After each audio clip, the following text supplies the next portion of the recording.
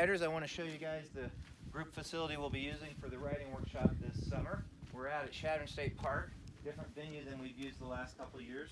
We have lots of great space in there for meetings and for our workshop sessions, but I'm really hoping we'll be able to take advantage of this beautiful outdoor setting. We have all these buildings reserved for people to spend the night in, obviously, for our retreat, and then we'll have some workshop space back here where we can meet if the weather cooperates. We can meet outside. Plenty safe for social distancing, and also a beautiful place to create and to contribute to the Storycatcher Writing Workshop in June. Hope to see you here. Writers, it's evening here at Chadron State Park, and we're outside the campfire facility where we're hoping to have many wonderful readings in the evenings of our Storycatcher Writing Workshop in June. So we hope to see you here. There's a seat for you right there by the fire.